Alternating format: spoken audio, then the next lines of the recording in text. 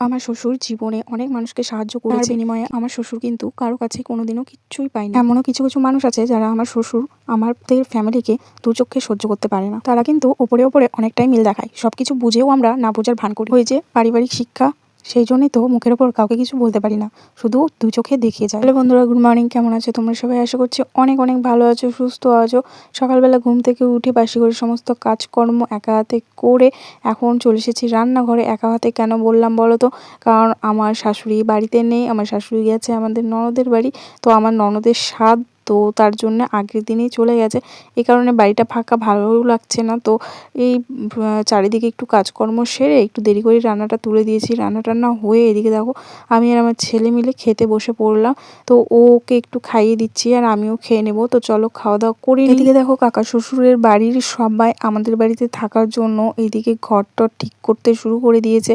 কেন আমাদের বাড়িতে থাকছে সেটা তো তোমাদের আগেও শেয়ার করেছি, কারণ ওদেরও বাড়ি ঘর করছে। তো এই কারণে ওদের থাকার এখন জায়গা নেই।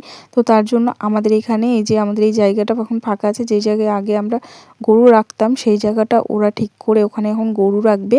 আর এই দেখো ঠাকুর ঘরেও কিন্তু ঠাকুর এনে রেখেছে। আর দেখো জিনিসপত্র ওইদিকে রেখেছে, আর ওইদিকে আমাদের মিস্ত্রিরাও কিন্তু কাজ করছে। আর ওই দেখো ওইদিকে কাকা শ্বশুরা এসে যখন ঘরটা ঠিক করলো, রান্নার জায়গা করলো, আর ওখানে গরু রাখলো। আর এইদিকে এই যে হাঁসের ঘরটা রাখছে, আজকের কাজ, আজকে এগুলো কাজ করলো। আর বাইরে আমি পাইপ দিয়ে জল দিচ্ছিলাম।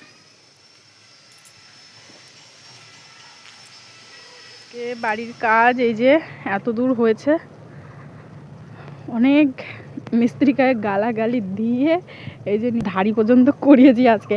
মানে কি বলবো, এমন মিস্ত্রি নিয়েছে, আর বাড়িতে লোক না থাকলে যা হয়। তো মিস্ত্রিগুলো আসতেই চায় না। তো হেড মিস্ত্রিকে ফোন করে বলে বলে আজকে দুটো মিস্ত্রি দুইটা লেবার পাঠিয়েছিল। এত দূর হয়েছে বারান্দা পর্যন্ত। এই ঘরগুলো তোমাদের দাদা ভাই এসে করবে। ওরা মানে কাজ এতটা ঢিলামো করে করছে, তো যেহেতু এখন সরকারের ঘর ঢুকেছে অনেক, তো ওই কাজগুলো ওরা করছে।